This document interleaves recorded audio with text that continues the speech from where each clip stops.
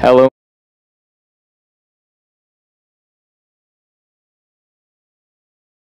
Will be taking on University of Pitt-Johnstown Mountain Cats. Welcome into the broadcast. I am Danny Beck, and joining alongside me tonight is Jessica Crossan. And Jess, you don't really do a lot of these games every once in a while, so it's always good to make an appearance. Always happy to make an appearance, Danny. And tonight we have a PSAC matchup between two teams that, for the first time this entire season, California coming into this contest with a record of 1-1. Same thing on the other side for UPJ.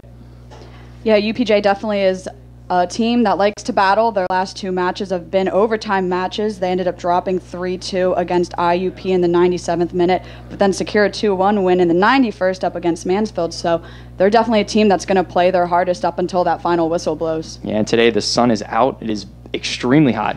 So, expanding your team, basically utilizing the entire roster is going to be something that UPJ is going to have to do, and clearly they can do it. As Jess, you mentioned, 2 overtime games for California. They're just as familiar with the overtime matches as their first game against West Liberty. Liberty went into extra time and they secured the victory 1-0.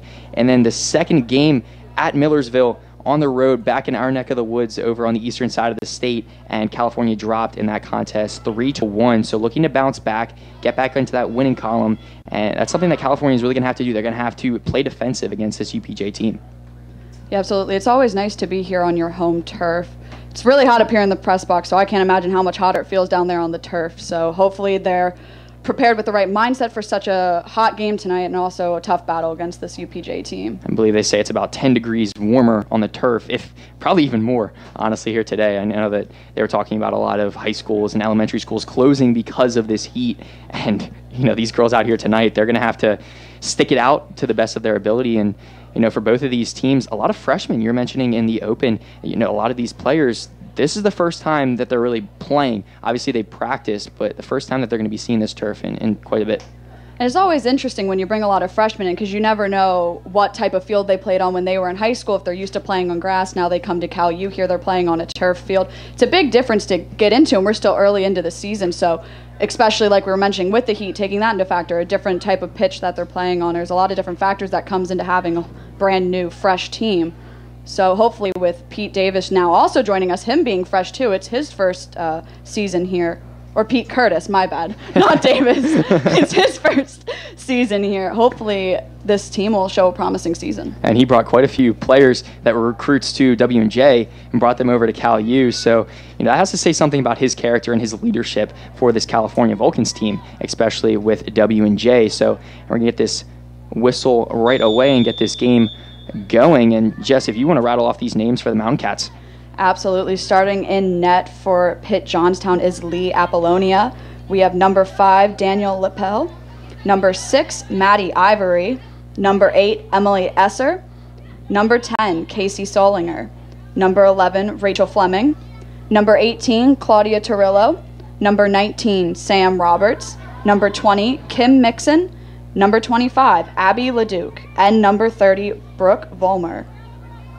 Thank you. And, now California, they're just trying to push this ball, get some space for themselves, get some confidence in that midfield, get possession. That's something that California really didn't have against Millersville, and against West Liberty, they really pushed towards the end of that contest, and that allowed them to pick up that 1-0 victory. But yeah, Jess, it's a game that we're going to be seeing how these teams deal with this heat and cope with it, as ball goes into the arms of, now I can get California's Vulcans roster right away. Number 1, Riley McGlumphy. Number 3, Carolyn Passer. Number 4, Zayna Ross. Number 9, Bethany Decker. Number 12, Kylie Austin. Number 13, Christiana Chagan. Number 14, Sarah Rafosco. Number 15, Haley O'Brien. Number 23, Hannah Burgess. Number 25, Marae Alexander. And number 26, Julia Darminio.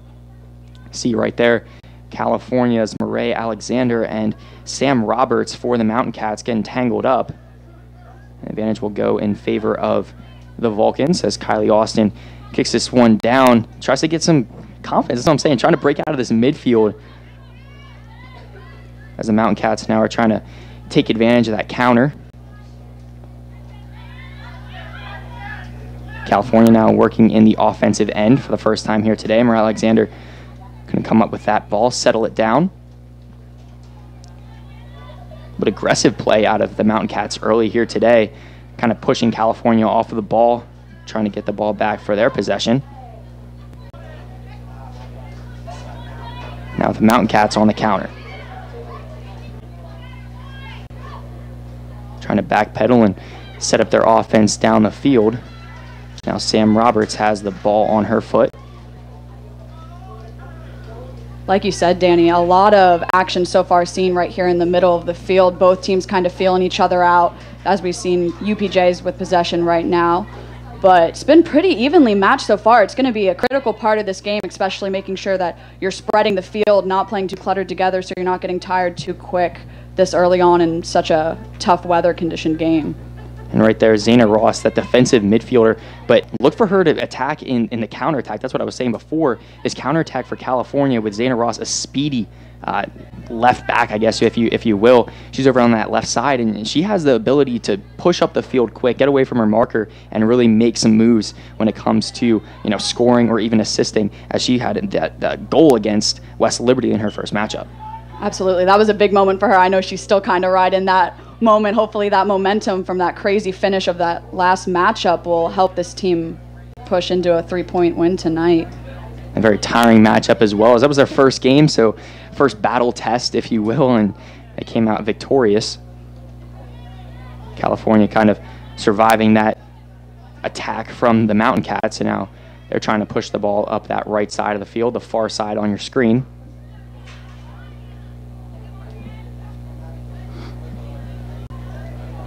So now you have right in the middle Kim Mixon pushing it over to the near side, and errant pass on that one.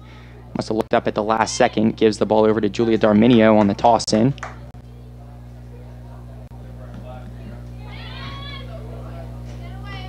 Very quick on that toss-in, gives California an opportunity to stretch the field over to the far side.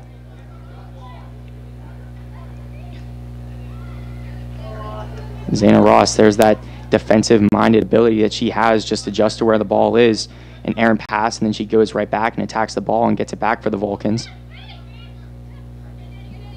So now right down at the bottom of your screen, Christiana Chagan looking up the field, trying to pass into the middle, and goes right to a Mountain Cat. California and Carolyn Passer pushes her off the ball and then gets it right back.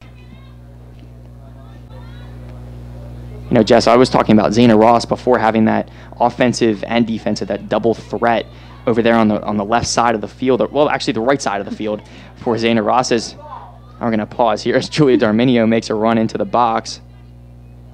That's going to go out for a California throw-in, but just having that dual threat out there on the field, it really could pay off big dividends, especially later on in the game, just because of the fact that you're really preserving, you're playing defense, sitting back, and then you have all that energy to really push forward towards the goal at the end of the field. Right? Absolutely. As you could just see on that throw, they pretty much pushed up the entire team with the exception of two defenders that they kept back at the half, clearly showing that the team's mindset is to be very offensive right off the back.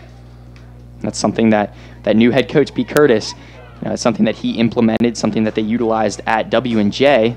Has now a ball coming in. Running back for it is Christiana Chagan. Little pooch kick from McLumphy. Actually, a ball kicked back by the head official down there on the field. You don't see that often. Not sure that's what her intentions were, but still in possession of Cal U anyways. Little pinball effect there on the field. Always interesting. Maybe the official gave him a little through pass up the field. Yeah, it's nice to involve everyone on the field. Yeah. Especially the person in orange. It's an easy target. It just sticks out. Yeah, exactly. Would catch my eye, especially if I, the best at soccer. I was the best little kid at soccer when I played. Had my little stint. You always go through one of those. Play soccer and, baseball and football. Try them all out. Yeah, you got to figure out what you're good at, what you want to do with your life, if you want to play sports or not. Try them all, why not? Yeah, and soccer was just not my thing. It's now on that far side. Mountain Cats gaining some momentum, trying to push it on the inside, and Chagan right there kicks that one up, gets some space for California back now as Mountain Cats get the throw. They stayed nice and calm there while they were under pressure. It was nice to see number 13 step in there and clear that ball out of danger.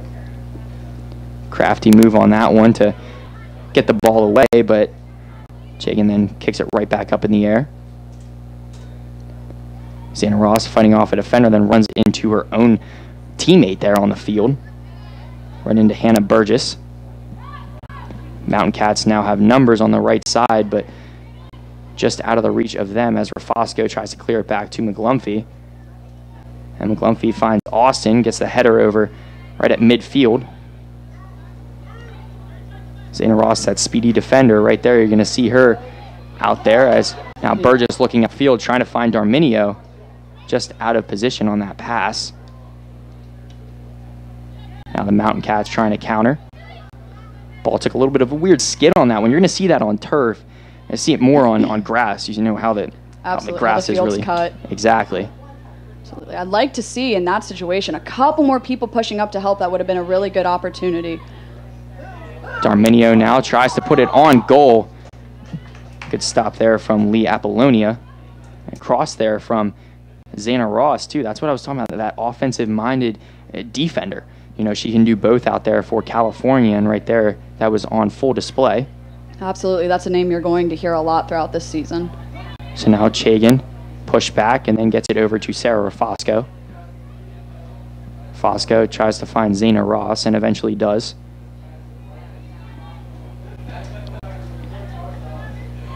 Ball looked like a empty clear on that one. Kind of a through pass just out of the reach of number 25, Abby LeDuc. Give a goal kick over to number 1, Riley McGlumphy.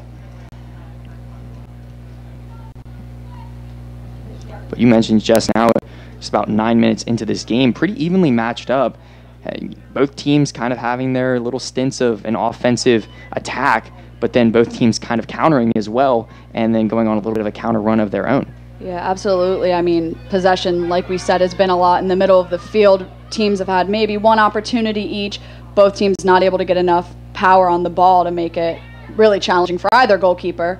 But definitely still early on in the match, feeling each other out. I'm willing to bet still. Carolyn Passer right in the middle of the field. Finds Decker. Brings it right over to Hannah Burgess. Burgess now trying to find Darminio again on her run. Could not. Darminio has been open quite a bit here tonight. Seems like on that left side, she just has nobody on her. Allows her to make a little bit of a run, and then California just a little bit late getting over there, getting her the football. But absolutely. Something that UPJ is probably going to keep doing until they are made to pay for it, honestly.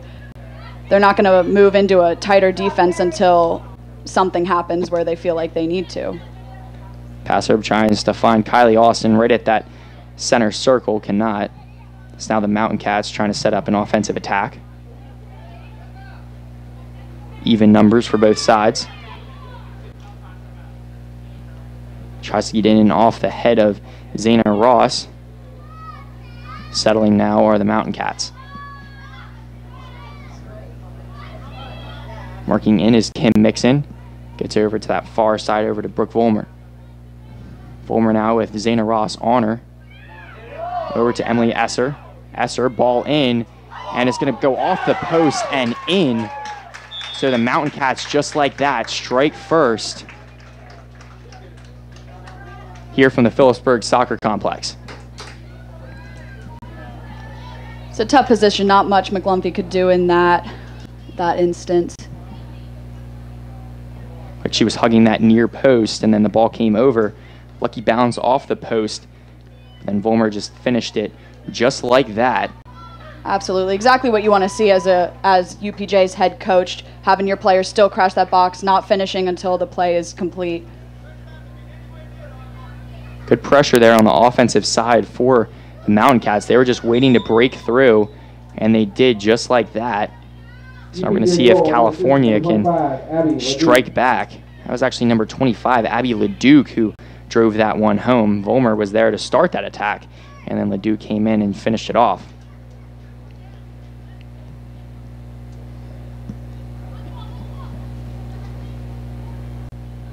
Xana Ross throws it in and gets it right back for California. Pushing over to Julia Darminio now. Darminio with one defender on her.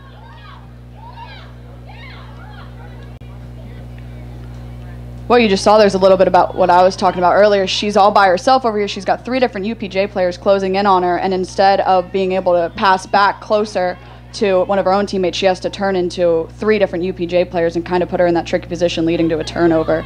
Looking for a little bit more help up top if the Vulcans want to come back and even this match out. And that's something that we've been seeing quite a bit. I was lucky enough to go to a few preseason games for the Vulcans this season, and right at the top, Marae Alexander, she's one of those players that's very aggressive on the ball. She has one of those aggressive-minded that just get the ball, keep it back for California, but there's really no help up to on the outsides. That California likes to bunch up right in the middle and then work their attack from the middle. But that attack, there's a lot of people open on the outside, but no help to really feed them, if you will. Absolutely, like we've been talking. Number 26, Darminio, she's been getting a lot of the action so far. She's been in the forefront of a lot of the offensive momentum for Cal's team today, not even their top 2 forwards. Has a little bit of aggressive play right in front of us. That is number 13, Christiana Chagan. Took out Kyra Watkins. She was a projected starter. It was the starter we circled down, and she made a quick substitution with Brooke Volmer. So now she will have a free kick.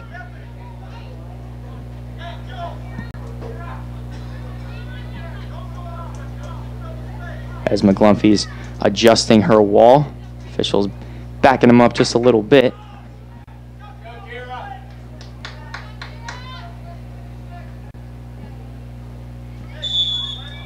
Gets the whistle. Throws it in over the head of McGlumphy. So now she's going to have a goal kick.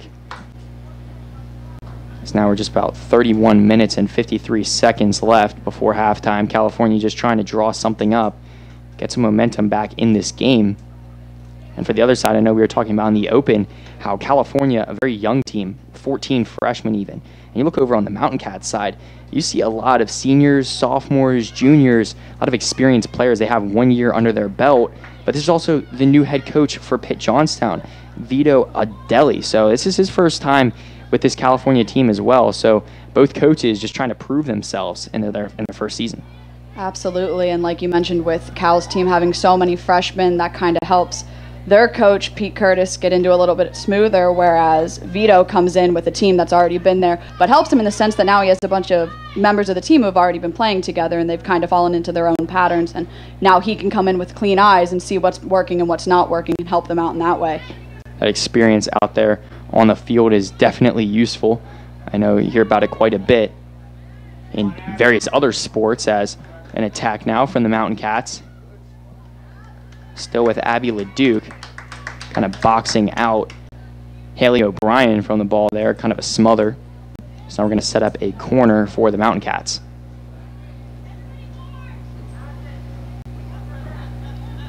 Trying to pick up their markers out there on the field. Those set pieces are huge. Try to find somebody out there on the field that's open and really lock down on them. Now a headed effort on goal is going to find the back of the net. So just like that, it looked like it was off of a California player.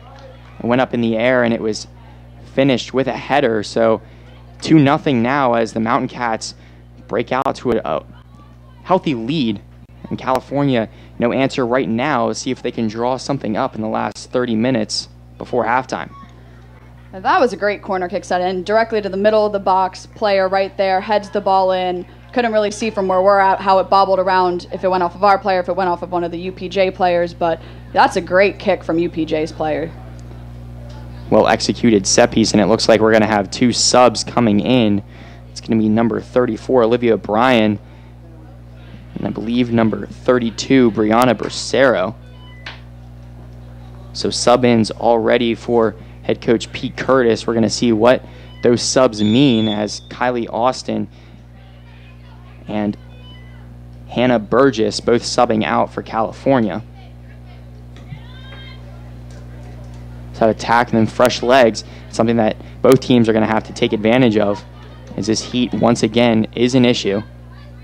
Bracero pushing off Emily Esser from the ball.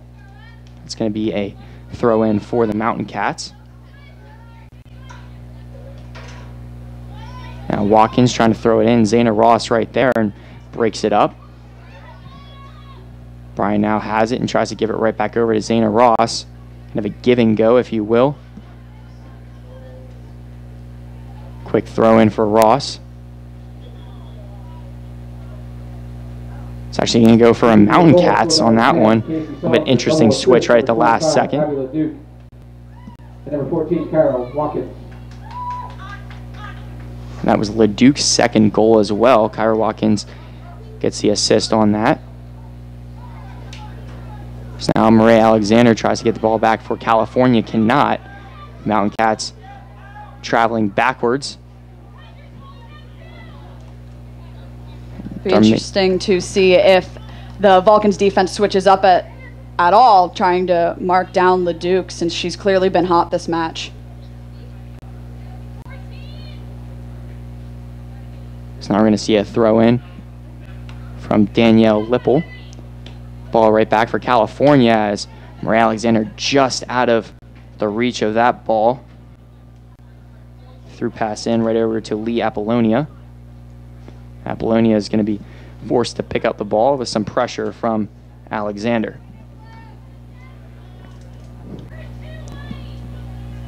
Apollonia's punt goes right to midfield. For California, nobody handles that one, allows the Mountain Cats to go on the attack. Now with Esser, puts the ball on goal and just over the head of Riley McGlumphy. Just like that, 3-0 for the Mountain Cats. Talk about shoot your shot. She was well outside of the 18, and she just let that one fly. Now Danielle Kohler coming in, as well as Maya Willing.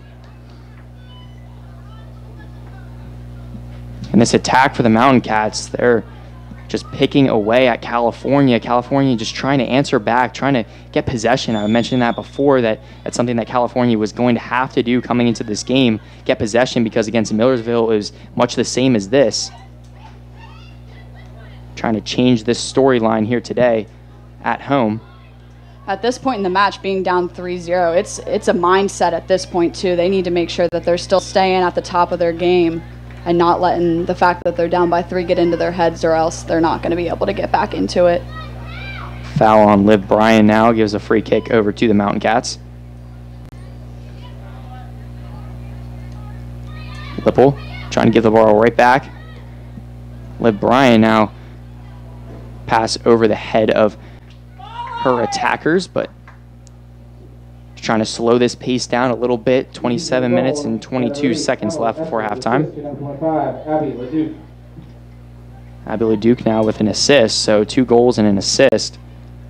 Quite the stat line here today. Willing trying to pressure those Mountain Cats up on the back line. Pass over to Murray Alexander, excuse me. It's going to go off of Alexander, a throw in for the Mountain Cats. Those 2 goals and 1 assist for LeDuc today ties her at the top here with Caitlin Eckley for 5 points on the season so far, so she's now right up there on the leaderboards for Pitt-Johnstown soccer team. Mountain Cats right on the near side.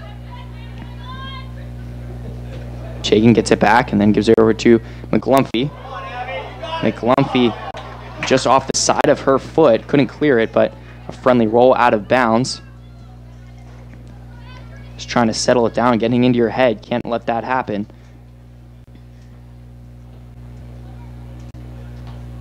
Right over to that right side. There yet again, Chagan.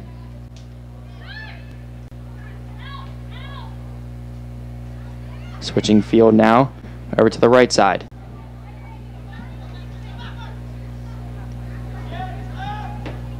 Mountain Cats working back. Makes Willing miss, and now over to the near side.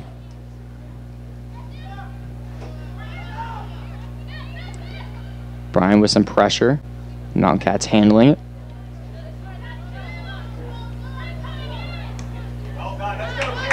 Person over on the right side left all alone. And they're going to be an offsides called there. I believe that's going to be on 25, Abby LeDuc. On that last offensive push, we were talking a lot about Kohler and Bryan there. 2 of those 4 subs that just came in, Kohler and Bryan, are some of the senior leadership on this team. So interesting to see what they can bring on with fresh legs as they enter the pitch. And those fresh legs could provide some offensive, prowess over on that right side. That's what we need to see right now. Honestly, I want to see our offense just have that drive to want to score. I want to see that they want it, and that's just not quite what I'm seeing right now in this match. And Darminio, that player out there for California that seemed to be open quite a bit, she is subbed out, and for her is Kohler, as we were mentioning before. Willing now has the ball on her foot. Coughs it up over to the Mountain Cats, but good defense there from California allows the mistake. Get the ball right back. Passer gives it over to Chagan, forced to push back. McGlumphy's high line pushes the ball up the field, gets that out of pressure. And UPJ will have the toss in.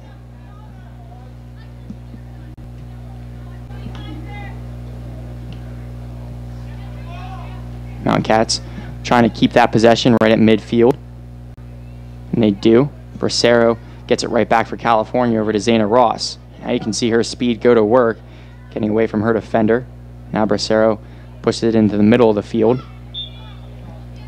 And that's going to be a handball right in front of the official. Big moment here for the Vulcans coming up. Dangerous possibilities here.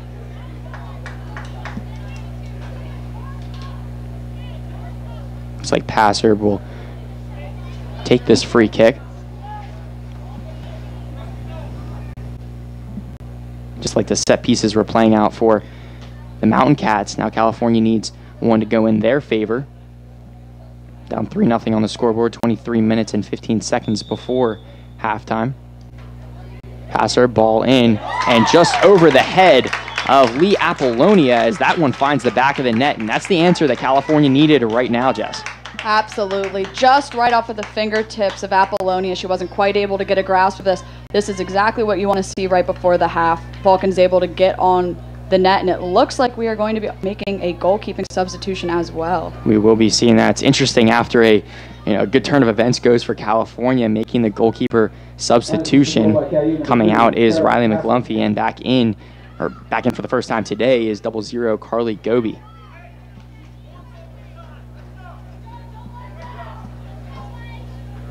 So now California answering back with 23 minutes before halftime, down 1-3 here at home. Mistake now. California gets the throw in over to Chagan. Chagan throws it in over to Willing. And now Passer with the ball. And this is that offensive minded attack that you wanted to see, Jess. You're seeing that for California on that throw in. They're pushing the ball up the field relatively quick, and then a mistake gives Mountain Cats the ball right back. Yep, that's exactly what I'm talking about. It's tough to keep it up when you go down 3-0, but you score 1 goal, and look, you can see the drive is right back for the Vulcans. Passer trying to find that ball, and Goby gets the ball, yelling keeper. You can hear it up here.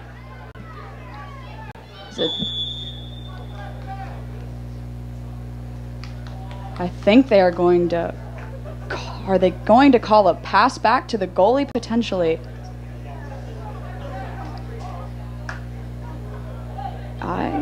I think they might be. Unsure of the call here. This is that knowledge that, Jess, you would have in the situation. Yeah, it was tough. I was going to say right before he blew the whistle, it looked like there was a little bit of a miscommunication there. She went to kick the ball back to her goalkeeper, but pressure was quickly applied by the UPJ, causing our goalkeeper to come out and grab it. But since there was no contact on the ball from when our player hit it to when our goalkeeper picked it up, it counts as a pass back to the goalkeeper, in which she could not pick that up with her hands. See now if that wall can stay tough. See those hops for California and jumping up and hitting that one right down. They're going to draw it up, and it's going to go in California's favor as Zayna Ross clears the ball away. Great job by California of just taking whatever they were thrown at them and utilizing it to the best of their ability. Absolutely. You can hear a lot of guidance by that new freshman goalkeeper. Now LeDuc on the ball. She's going to kick it right out of bounds. It's going to go off of a Vulcan foot, though. Bracero, that aggressive defenseman over on that far side of the field, and that's going to give California the ball back. They're going to say that it nipped off of a Mountain Cat. Trying to push the ball up the field. Now Marae Alexander, 2-on-2. Alexander trying to give a through pass over to Maya Willing. She has a one-on-one. Now working up the field, and just a miss hit on that one off the bottom of her foot. It's going to go right into the arms of Lee Apollonia. Would have liked to have seen her take a couple more touches and just take that player on one-on-one. Passer trying to get the ball back for California. Marae Alexander there to corral it. Zayna Ross trying to give the one-touch pass, could not control it. Now with 19 minutes and 50 seconds left. Mountain Cats have it at midfield yet again. Passer gets the ball back for the Vulcans, though.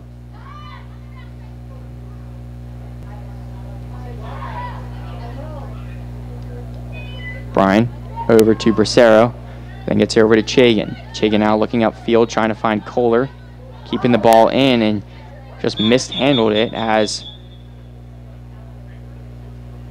I believe we have a break. So this is that water break we were talking about earlier.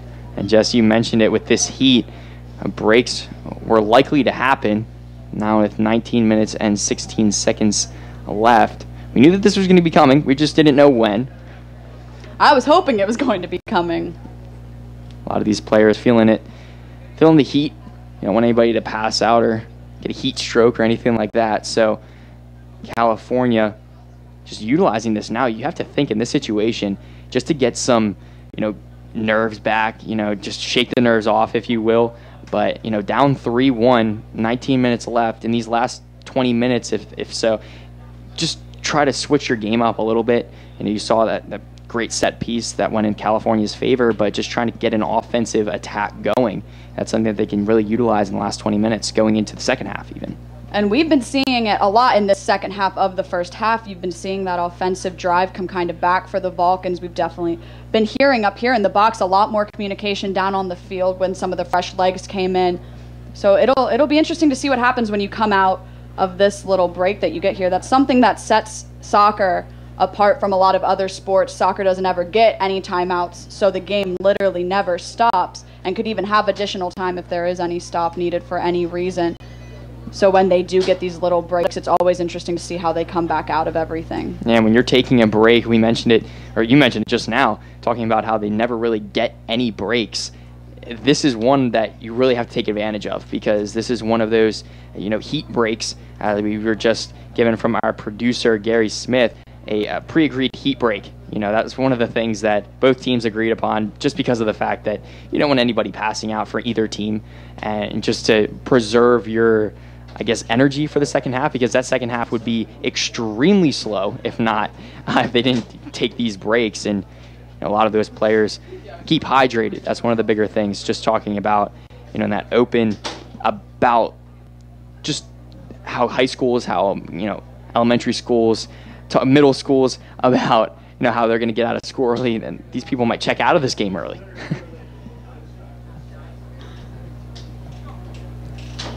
Take this opportunity to tease some social media, plug some social media, our Twitter page at CUTV_PA, as well as our Facebook, California University Television. You can check all of those live streams out. We live stream on Facebook, live stream on YouTube as well. That is CUTV Sports 1. That's likely how you're watching this today, the only way that you're watching it today, live here on CUTV Sports 1. So thank you for checking in.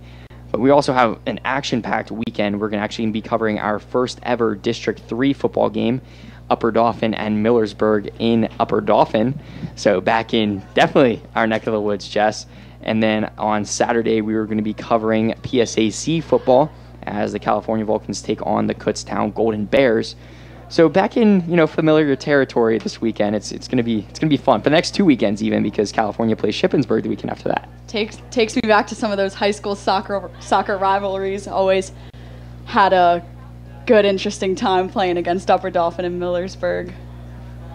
There's two teams that they were adding us on social media and on Twitter. They were talking about how they were very excited to get some publicity, get their numbers or their faces on TV, if you will. Kind of TV. It's going to be out here. We're going to be airing it on YouTube, so that's how we're going to be able to watch it on YouTube. But just to get some publicity for those teams, those single A teams that don't get covered often. We see every once in a while a team pop up and make a big play, and they get some coverage from local TV stations. But for a college station to go out all the way out, 3.5 hours, 3.5 hour plus drive. But it was just convenient. We were out there, so one of our crew members, Colin Kirkwood, went to Millersburg. His mom works at, I believe, Upper Dauphin. So she's coming out. She was, why not set that up? And it was a great opportunity, so we're lucky to head out there. I believe we have some more sub-ins. Number 11, Kelly Lynch, subs in for California. Another defensive mid over on that right side. Zayna Ross subs out, so you can really tell. But Lynch, she's one of those players out there for California that likes to set up a play, likes to be one of those players that's you can utilize more as an assister, one of those players that set up on the offensive attack but also play back on defense. We're going to want to make sure that we stay calm here. Got a little crazy there. A lot of one-touch passes, really just to space, not to anyone specific in mind. Couldn't really capitalize on any of those. But lots of offensive moments to kick off this post-break. And Maya Willing keeping the ball in after looked like a pass right off of the face of Christiana Chagan. So now this offensive attack for California broken up right there from UPJ, and they clear it out to midfield, but California's saying not so fast. We're going to keep this one in your offensive zone. Chagan now reverses and gives it over to Gobi. Gobi finds Rafosco, then right at midfield at Bracero, excuse me. Now over to Danny Kohler. As both players go down, no foul called, and California will keep possession. Kohler now setting up for a throw into the box. Kohler's pass in, handled by UPJ, as I believe it will go off of UPJ at the end. We're going to see what they signal. They reverse it, and California will keep possession. 17:15 left before halftime. Great opportunity. You can almost call this a set piece there in the corner. Kohler pass in, handled by UPJ, but Bracero opportunity goes off her shoulder. So now Lynch corrals it, working up the far side of the field. Lynch chop step and then makes her defender miss. Now Lynch, an opportunity to cross it in, and just out of reach of the goal, and it's going to go over that far side of the goal net. It's always fun to be able to hear the entire crowd react to a good play like they just did there. A decent crowd here today as well. Quite a few people in the stands for a Wednesday night women's soccer game. And a good mix at that, too. A lot of UPJ fans here for the away match, as well as Vulcan home fans. Not too far away from Johnstown. So now we're going to see UPJ trying to keep this one in and drop attack of their own.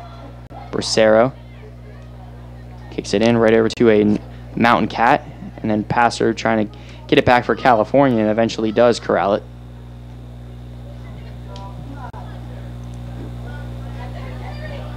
Passer trying to get that one back, and the Mountain Cats now on a counter. They slow down, and that allows Passer to get back in position and slow this ball down right over to Kelly Lynch. Lynch keeps it in, Alexander now working upfield right in the middle. Slowing down and then just falling right down is Kira Watkins. It's now going over to Apollonia just at her end line as she hauls that ball in. Close one there. She almost misjudged the bounce on that one. Punting this one away right over to midfield. Now Danny Kohler has it. Olivia Bryan slowing down, passing it back. Christiana Chagan back over to Sarah Rafosco. Rafosco now throws it in, trying to stay on sides is Danielle Kohler. Kohler playing aggressive on that left side, the near side. Keeping it alive over to Olivia Bryan.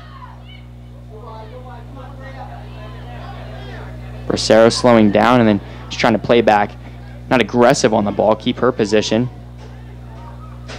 And ball looks just out of the reach of Mia DiRenzo for the Mountain Cats. Alexander, we're going to see her aggressive play here as she crosses the ball in, but it is going to go out of bounds. Trying to find Maya Willing on the cross. Looks like we are being awarded a corner kick. It looked like it was a cross that went out of bounds, but from our vantage point, easily could have tipped off somebody's foot, and we were just not able to see. I have contact, so I don't have 20/20 vision, but over there in that corner, I got to squint just a little bit. So Lynch's corner in, and that will go out of bounds for yet another corner. I have 20/20 vision. I can see that one. That one's definitely a corner kick. See that bright orange and yellow, green flag? I don't know. Yeah, Colorblind, I guess. I don't know. It's close. This one gets a little bit more air underneath it, but a little bit too much air as Lee Apollonia gets that one right into her chest. As now an opportunity for the Mountain Cats on the counterattack. Slowing the ball down allows California to get some defenders back for it. Olivia Bryan gets the ball back for the California Vulcans. Kohler trying to keep this one in. She does one-on-one. Willing tries to give the give and go over to Kohler. Could not, just out of her reach. You know, you've noticed that a lot so far. A lot of the Vulcans try to do that real quick one-touch layoff pass instead of just taking that extra time, trap it first, and then make a decision and go. Kelly Lynch over to Marae Alexander as the ball is just going to roll out of play. I believe we have a sub in as Emily Esser will be checking out. And number 26, Emily Pennell, subs in for the Mountain Cats.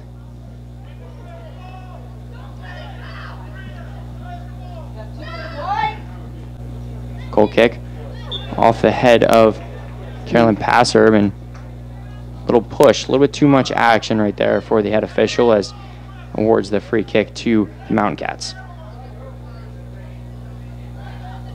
You see that a lot, the official just trying to slow this one down, can't let it get out of hand, as we covered last Saturday's game actually, of men's soccer, and official allowed a little bit too much action at the beginning of the game, and then that played out a storyline for the rest of the game as two players received red cards in that matchup.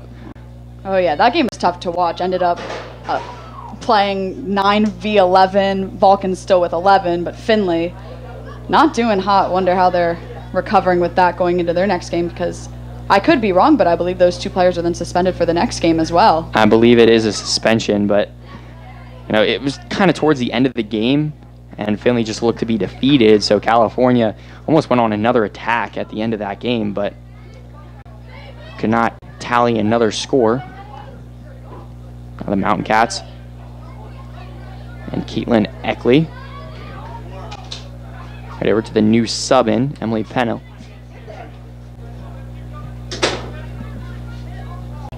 Look on the far side of the field now. Tries to pass it in, and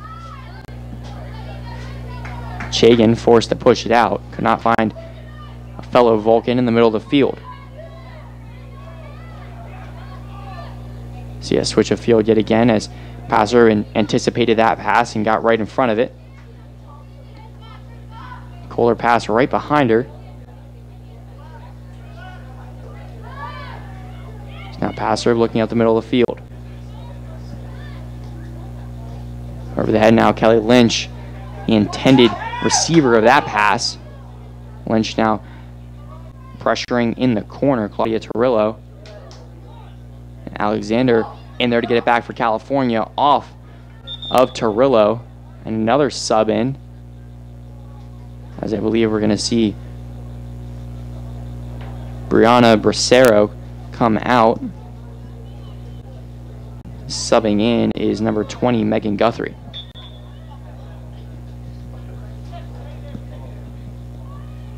Throw in over to Olivia Bryan. Bryan trying to keep this one alive.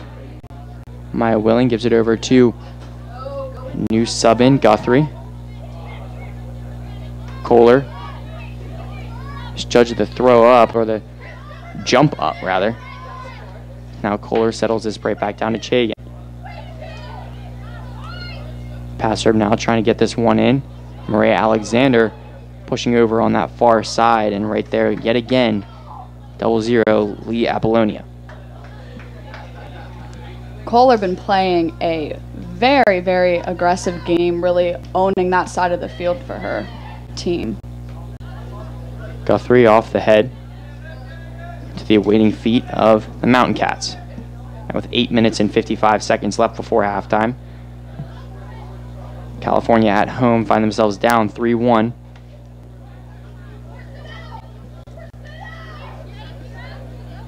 That one-touch passing that California was trying to emulate here now on display for the Mountain Cats. Looks like Gobi will handle this one for California, trying to slow down the pace,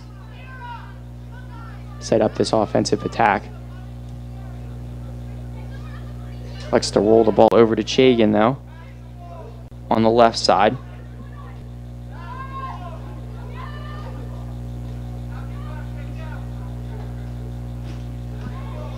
Fosco now feeling some pressure, has to retreat.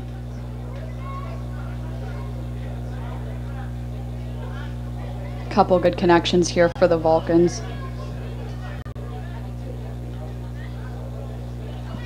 Kohler over now Maya Willing, as California will keep this one with Christiana Chagan.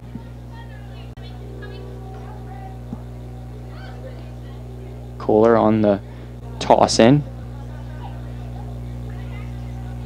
Now Olivia Bryan pushed the ball over to Rafosco yet again. Right at midfield, California trying to work in the offensive end of the Mountain Cats. And California will get the friendly throw in. Now 7 minutes and 25 seconds left. You really got to push here, Jess, and try to get another score late in this first half.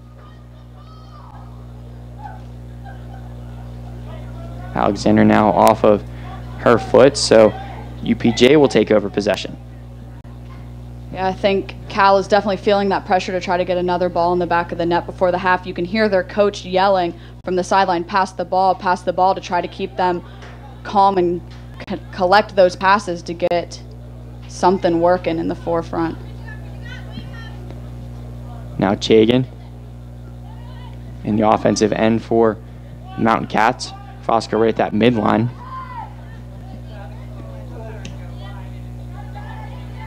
Right back to Rafosco, kind of a pinballed back. And now the ball will go out of bounds. So California, another throw in here, trying to draw something up, gain some momentum on the scoreboard. Kelly Lynch on the throw in. Straight up in the air. Now passer, opportunity, and now we're going to see, I believe, a corner for California. So 6 minutes left to draw something up here in this set piece, get some confidence for the second half. Kelly Lynch yet again gets the call for the corner. Ball up again this time, just over the head of her teammates, and I believe that will be a goal kick for the Mountain Cats. This is the big time. You can start to see the players getting a little tired, and it's showing out there on the field, but this is where you really got to start to push yourself and just finish this half strong. Got to dig deep and for that halftime whistle. Jagan reversing field and then giving it back over to Carly Goby.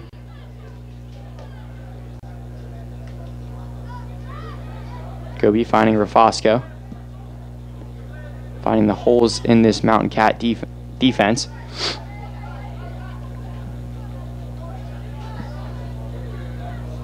Over to Apollonia yet again. She's going to take some time off the clock. 4 minutes and 50 seconds left now. Reversing field for UPJ.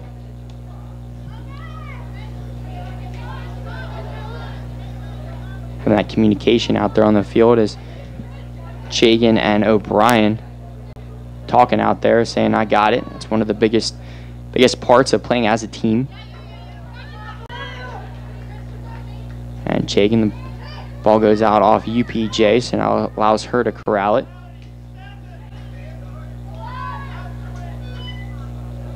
Fosco up the field yet again, over to Liv Bryant.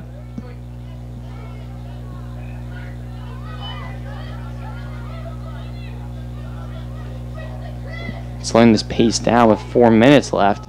California just trying to find some holes out there yet again. None doing there though.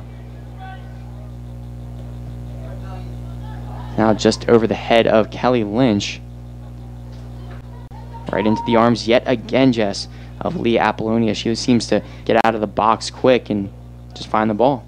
She's been busy though too. She's not showing any signs of slowing down. California tries to get it back with passer right at midfield. A big play right there, Christiana Chagan. No foul on the play. Actually, they're going to give Mountain Cats the advantage. Lynch now playing some tough defense, gets the clear out of bounds. The Mountain Cats now have an opportunity with 3 minutes left.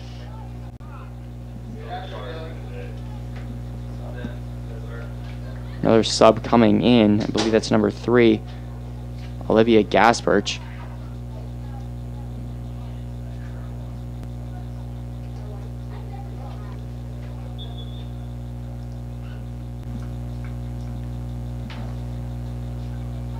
Throw in now in California's end.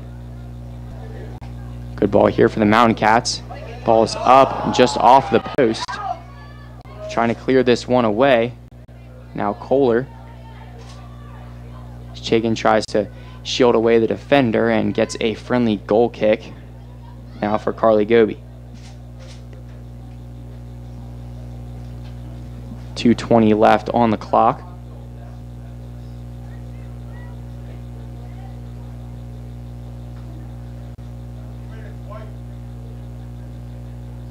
Goby readies her kick. Kicks it away to Danielle Kohler. Kohler now pushing over that left side. Could not keep the ball on her foot, so the Mountain Cats take over.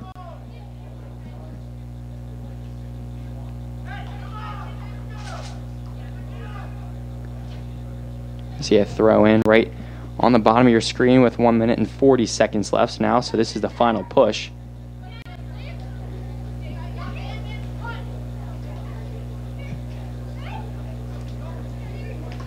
Passer passing back now.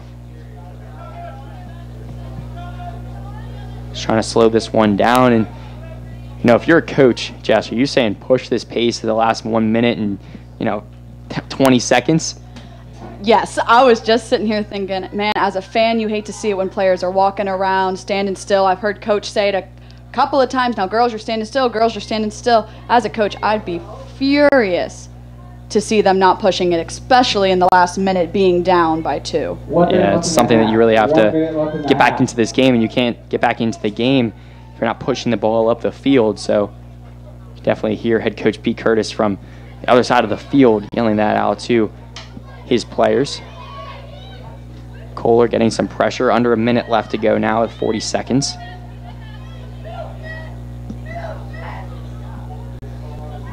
Kohler ball in. And Apollonia almost let that ball back into play. And it looks like Pitt-Johnstown will just run the rest of this time out as the goal kick right out to midfield yet again. And now going from goalie to goalie with 10 seconds left to go now before halftime. 9, 8, 7, 6. Looks like Gobi will just roll this one away. 2, 1. As halftime comes upon us, California finds themselves down 3-1 at home. See if they can bounce back in this second half of action. Stay tuned for some more Vulcans women's soccer right here on CUTV Sports 1.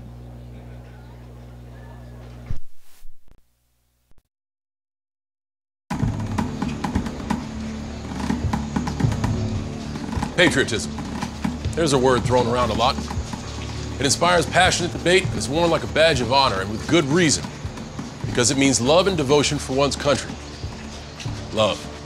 For a word designed to unite, it can also be pretty divisive. You see, there's more to patriotism than flag sequin onesies and rodeos and quadruple cheeseburgers. Patriotism is love for a country, not just pride in it. But what really makes up this country of ours? What is it we love? It's more than just a huge rock full of animals like cougars and eagles, right? It's the people. Do me a favor. Close your eyes for a second. I want to try something out. Picture the average U.S. citizen. Think about it. How old are they? What's their hair like? How much can they bench? You got one? Okay.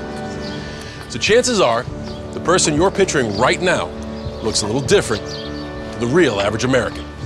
There are 319 million U.S. citizens. 51% are female. So first off, the average American is a woman. Cool, huh? Is that what you pictured? 54 million are Latino, 40 million senior citizens, 27 million are disabled, 18 million are Asian.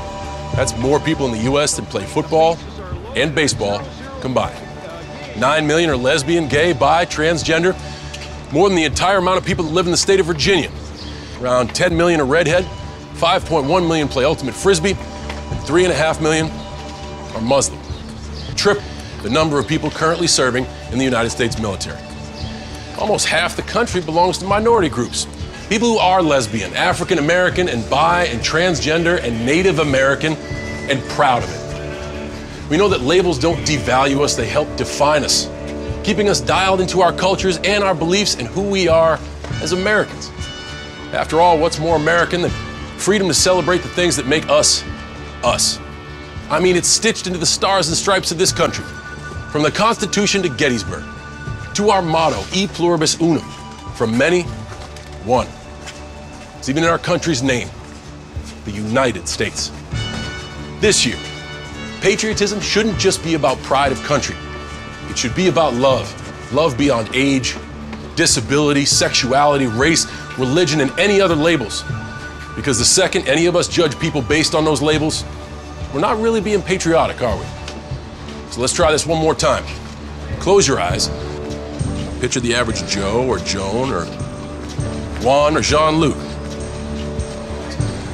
The real people who make America, America. And this year, whenever you feel the urge to don those star-spangled shorts, set off fireworks the size of my biceps to show love for our country, remember that to love America is to love all Americans. Because love has no labels.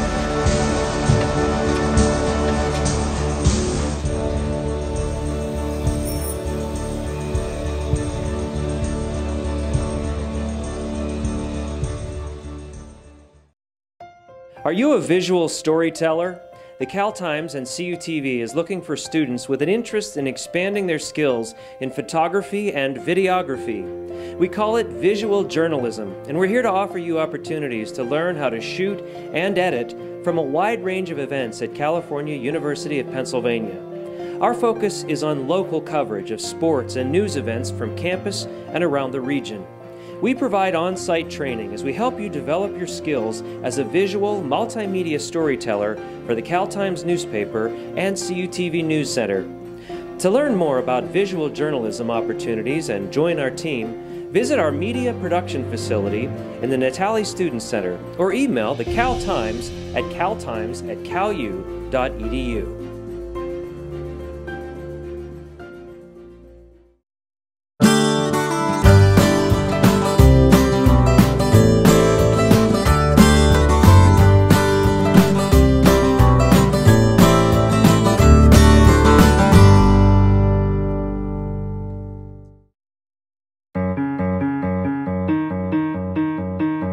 The Student Association Incorporated, or SAI, has been serving California University's student body since 1937. SAI is owned and operated by the students, which means every student has a voice in the corporation. Over 100 clubs and organizations are funded through student activities fees. These clubs and organizations cover a wide variety of interests from academic, arts, media communications, faith, politics, service, sports, recreation, and much more. If you don't find a club you like, you can start your own by finding 20 like-minded students. The opportunities are endless. The Student Association is directed by a board of directors made up of undergraduate and graduate students, alumni, and retired faculty. In addition to clubs and activities, the Student Association owns 2 areas for recreation that total close to 200 acres, Rodman Park and the SAI Farm. Rodman Park hosts club sports such as men's and women's rugby and the club baseball team. A variety of intramural sports are hosted at Rodman Park as well. The Vulcan tennis team plays its home matches at its facility, and a baseball field serves as home to the club baseball team and a practice field for the varsity team. The SAI Farm offers many different recreation and meeting opportunities. The renovated farmhouse, which dates back to the 1790s, has space for meetings and banquets.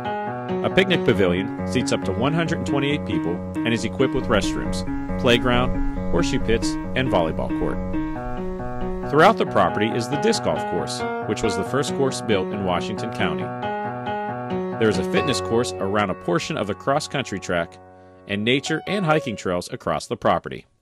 If that's not enough, the Student Association owns Vulcan Village housing near Rodman Park, approximately 1 mile from campus. These fully furnished apartments offer private bedrooms with the option of private bathrooms too.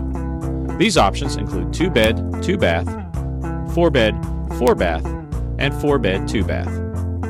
Housing at Vulcan Village includes all utilities, cable and internet, along with an outdoor saltwater pool, basketball court, and sand volleyball court. Room service dining is also available to the residents.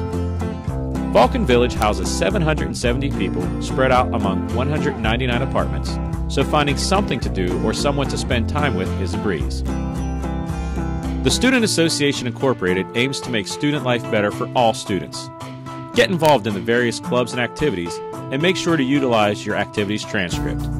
The activities transcript is a resource to keep track of what you're involved in.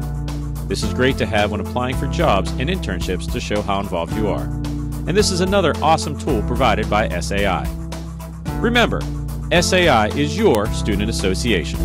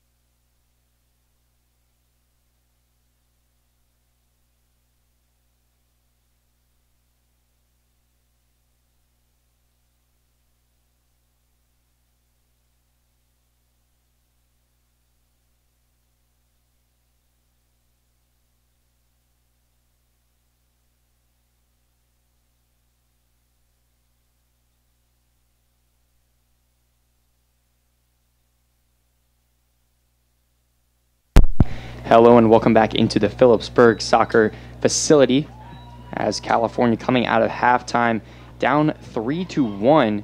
Welcome back into the broadcast. I am Danny Beck, and joined alongside me once again is Jess Crossan. And Jess, a little bit of a 6-minute span for UPJ. They scored all 3 goals in a 6+ minute span. So they really strung some goals together, got some confidence early on in this game, and just lit up the scoreboard. Yeah, it'll be interesting to see how each team comes out of the gate. Is UPJ going to keep up the energy that they had? Are they going to sit back a little bit because of the heat again, and they're comfortably up by 2? Is Cal U going to bring the heat and put themselves right back on the board? We'll see what happens in just a few seconds. And normally you see teams go into the locker room, and both teams sat out on the turf, so they really couldn't escape the heat. I'm not sure if they have the luxury of a air-conditioned locker room, but nonetheless, maybe it's a little bit hotter in the locker room, so this was the best choice. But now the sun has gone down, and the heat, I believe, has suppressed just a little bit. That sun blaring in that first half just took everything out of the players out there on the field, and as it should. Yeah. I feel significantly cooler already now that the sun's down, so I'm sure they do too down on the field there. Plus, there's no breeze. It's been a really still night, so it was just dead heat with the sun blaring on them on the hot turf. So I'm sure they're happy now to start the second half with some less sun. Something else to not really have to worry about. We do have one other player to worry about out there on the field is number 21, Maria Mastrangelo. So she subs in, as well as Kylie Austin coming back in. And just like that, Jess, you were talking about if UPJ was going to slow down, and it looks like the answer is no to that. They're just going to keep this pressure right on. And that's the answer I would want to see. I would never sit back comfortably. I'd rather rack that score right up. As now California trying to get the ball back. A trip, and right there a foul will be called on number 25, Abby LeDuc, the scorer and just a human stat machine right there for UPJ, as she already has 2 goals and 1 assist in her name. So this player out there on the field, and we were talking about players to watch, she would be the player to watch. So now Austin tries to give a through ball over to Julia Darminio. Just trips over on that far side of the field, giving UPJ the throw-in.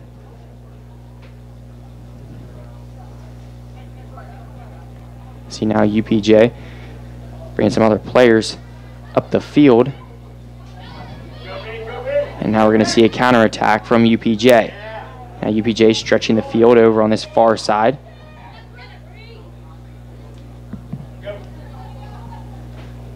Still on attack are the Mountain Cats. Pushing in is Esser. Now coughing the ball right back over to California. Ray Alexander. Now Marie Mastrangelo has the ball. Rafosco pushing the ball up the field to Alexander yet again. Good defense there as UPJ kept the ball in play. And Rafosco, kind of retaliation, gets the foul called on her.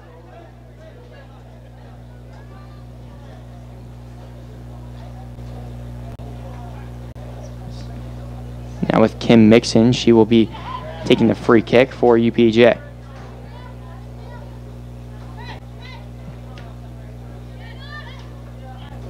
Good read right there from Hannah Burgess. Kylie Austin now has it, working upfield for the Vulcans. Try to find Julie Darminio, and eventually does. Darminio staying with it. Tries to find Alexander, and batted down by the head of Claudia Torillo. Torillo feeling the pressure, still gets it away. Burgess with it, give and go yet again. Burgess now pushing the ball up the field and just out of the reach of Olivia Bryan, into the arms yet again of Lee Apollonia, but not without the lack of a little bit of pressure there for Apollonia. That was a ball that she was almost going to be taken off her line. That was a beautiful split ball sent in there. Would have liked to have seen our outside forward cut in quicker to read that play. And a foul right at the edge of the circle as Burgess, and I believe that was Maya Willing, coming up with that one, is ball thrown in right into the waiting arms of Carly Goby.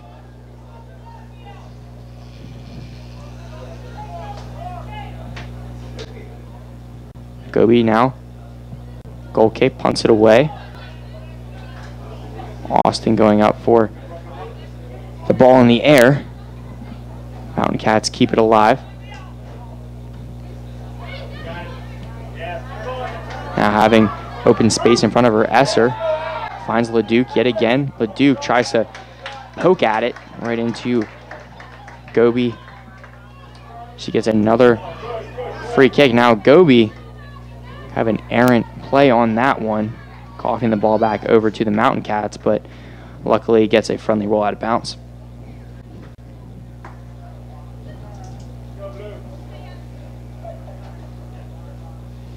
And slowing this one down a bit for California now with 40 minutes, excuse me, that'd be wild with 4 minutes, 40 minutes and 45 seconds left for the end of this contest, so only 5 ticks off.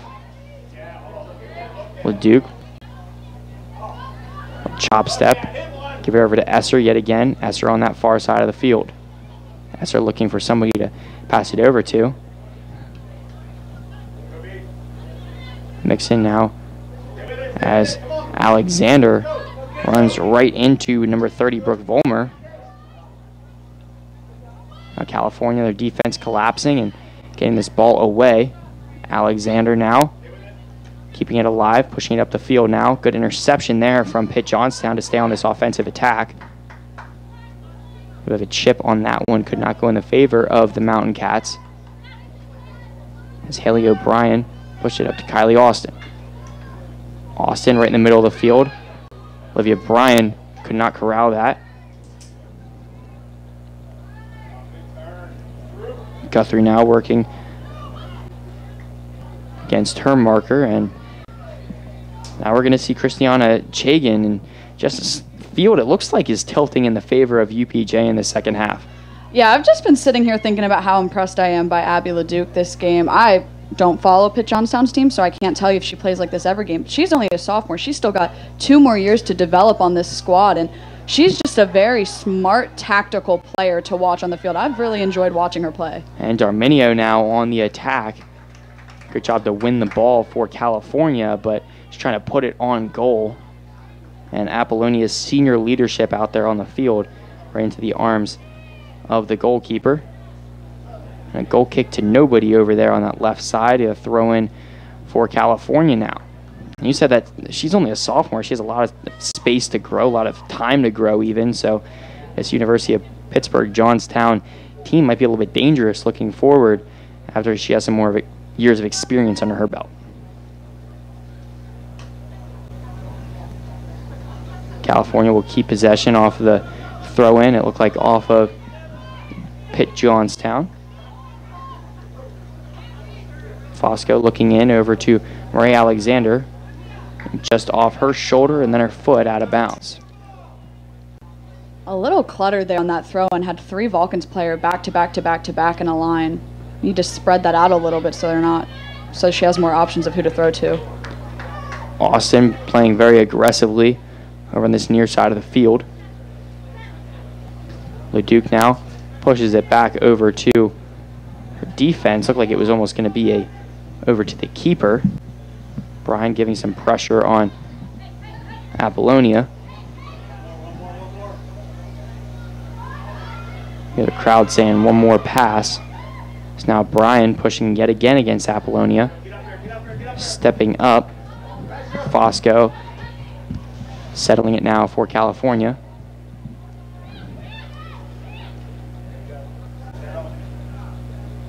Vollmer working against Mastrangelo. O'Brien now in the middle of the field. Switching sides yet again over to Chagan. Chagan finds Darminio trying to pass it up the field. And a little bit of a fall there from Kim Mixon. Allows California to keep it with Darminio just out of reach. Now Darminio finds Marie Alexander. Alexander tries the turn. It's going to be tripped up. Guthrie keeping it alive for California. And now LeDuc, scorer for this Mountain Cats team, has it, but Guthrie now. Shot on goal. Apollonia corrals that one, just trying to take a page right out of UPJ's book with that long shot. Have a nice teammate over there tying the goalkeeper's shoe for her.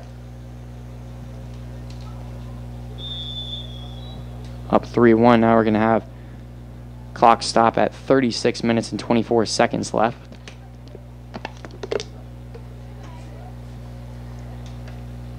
Rachel Fleming helping out Apollonia on the play.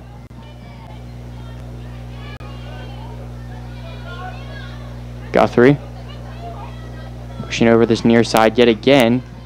UPJ trying to keep it in. That was Sam Roberts.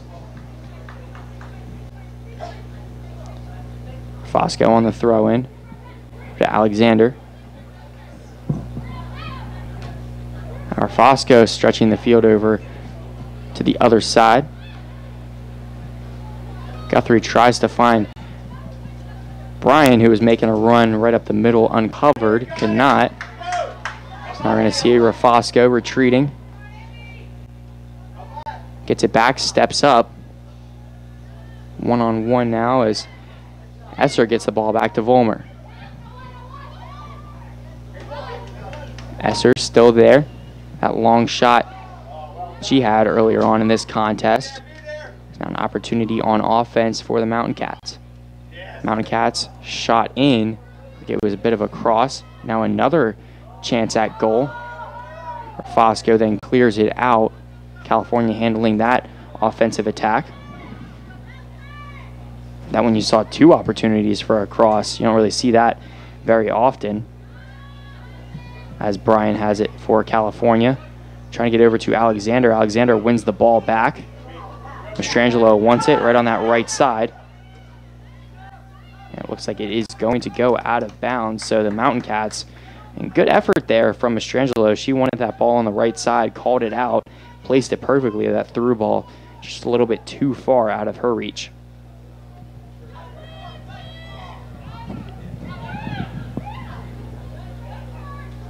Alexander pushing it back to Guthrie. Guthrie pass not completed. And then Guthrie stepping right back and getting the ball back for California. Another ball at goal for Guthrie. The arms of Apollonia yet again.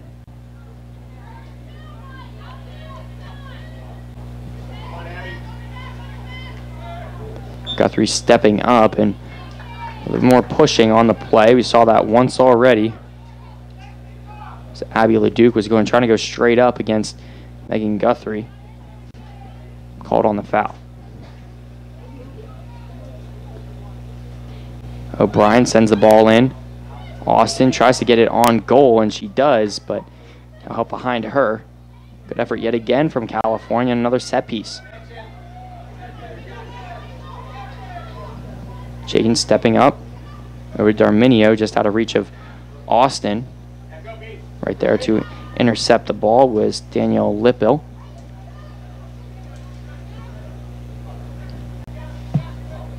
Something that California is really trying to do in the second half, anticipating where the balls are going to be going out there on the field, where the passes are going to be really targeted.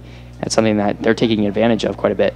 Yeah, that's something that I was just going to say for our team to be working on too, is making sure that we're not just making contact with the ball and sending it wherever it happens to go when we make contact, making sure that we're passing with a purpose and using the options. We've seen a lot of good runs down the outside so far this first half, but if the balls aren't getting to them, then they're running for nothing, and then in this heat and everything, ultimately getting more tired. Passing with a purpose is a perfect way to say it. You just want to think about the next move after you pass the ball away. Think about what the teammate, your own teammate, can do with the ball after you give him. Feed him, if you will. And like they say quite a bit. Guthrie over to Olivia Bryan. Alexander settling it down. Wanted to give it over to Austin. Could not.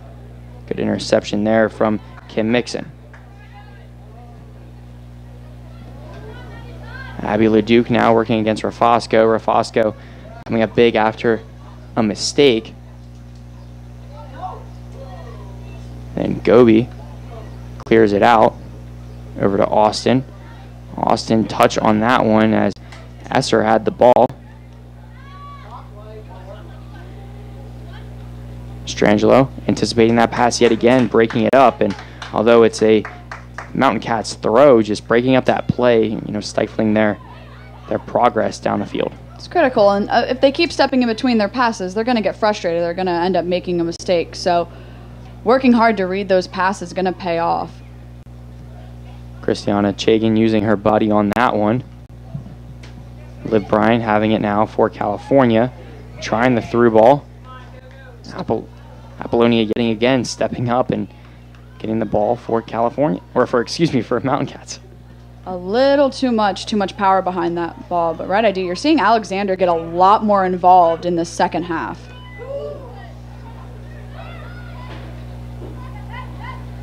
Ball up in the air off of a goal kick. Looked almost like it was right off the head of Sarah Rafosco. Volmer keeping it in for UPJ. Trying to through ball in, could not complete the pass.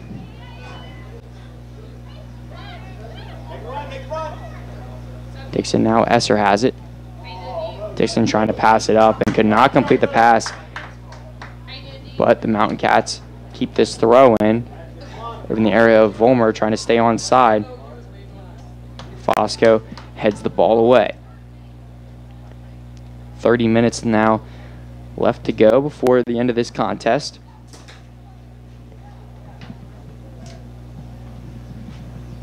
Toss in the offensive zone for California.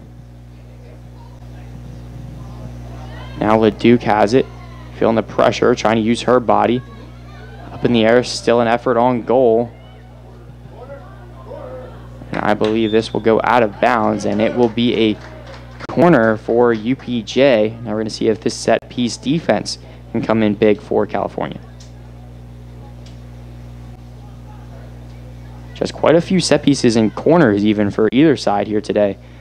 And 2 efforts on goal for UPJ the last time they were in the offensive zone.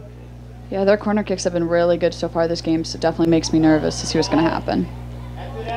Ball headed down towards the turf, and California handling that one. Still on the attack, though, are the Mountain Cats and Esser. See a ball thrown in. Aggressive goalkeeping there from Carly Goby. That was good work by Mastrangelo there on that corner kick. She just stayed right there with her defender, which was a flaw that we saw earlier in this match that resulted in a goal, but she stuck by her and ultimately cleared that ball out of the danger zone. It's like when California stays in position where they're supposed to be out there on the field, they play their part. It's just when they get out of position and the opposition just jumps right in and makes them pay. And you'll find that with any team. So now Mastrangelo finds the ball at her foot. Gives her to Rafosco.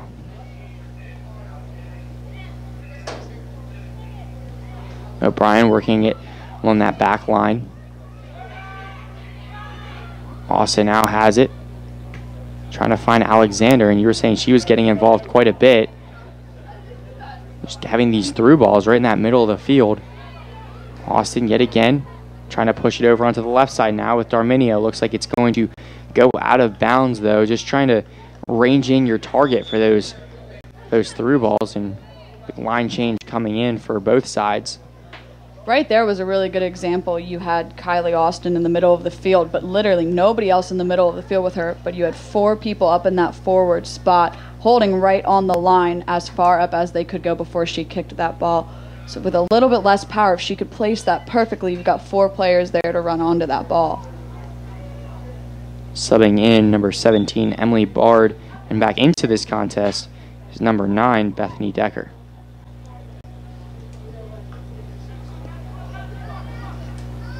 Quick turn from UPJ, just off of the foot. Danielle Kohler, and another new sub in. Can't see Julia Darminio out there on the field, so it looks like Kohler came in. Had those substitutions over on the left side, but Kohler was playing a big part in that first half, as well as Darminio just getting open. So maybe if head coach Pete Curtis take that into consideration, play both of them at the same time, you might be seeing a little bit more production coming out on the offensive side. So now with Burgess trying to keep it in, and now having some numbers on the counterattack. Esser. Try to push it over to LeDuc. LeDuc's ball goes out of bounds, so they're going to get the throw in right in front of their own bench.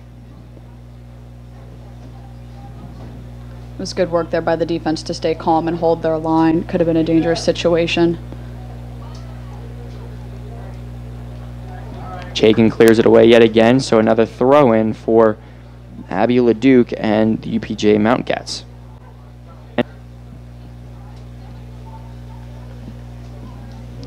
26 minutes left now. UPJ seems to be having full control in the second half of play. California with some offensive attacks, but nothing doing on the scoreboard. Now with ball in, Burgess clears that one away, and then Austin gets ahead on it. Austin yet again trying to clear it. As Bard comes in, tries to bat this one away. Now Voller on the outside. Sarah Fosco anticipating the pass yet again. Ball back for California, and then Austin trying to find Decker.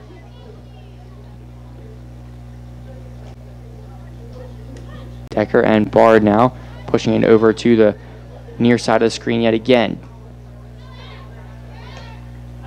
Bard keeps that one alive, but right over to the Mountain Cats. Yet again gets her number called. This one goes out of bounds.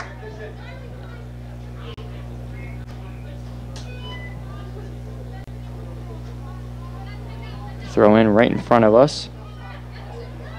Vollmer now finds Esser. So working on that left side. Sam Roberts. And California gets the ball back. Esser now has it. And Esser quite a few touches here today. A lot of playing time. She's a freshman, so California and UPJ both recruiting heavily and starting their freshmen as well. Now the ball goes out of bounds. Pete Curtis wanted that throw in relatively quick, but we're going to see a sub out as Megan Guthrie comes out. Carolyn Passerb comes back in. Utilizing those unlimited substitutions. Something that collegiate level has, a commodity that the next level does not. This ball goes out of bounds. Another goal kick for Lee Apollonia.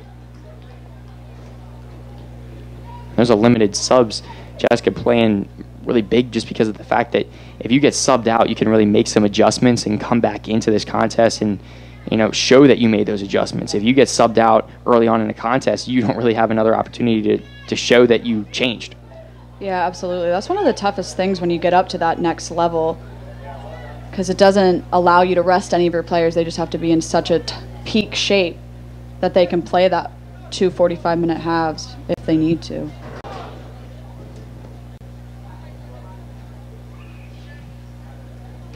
So now with Apollonia, another goal kick.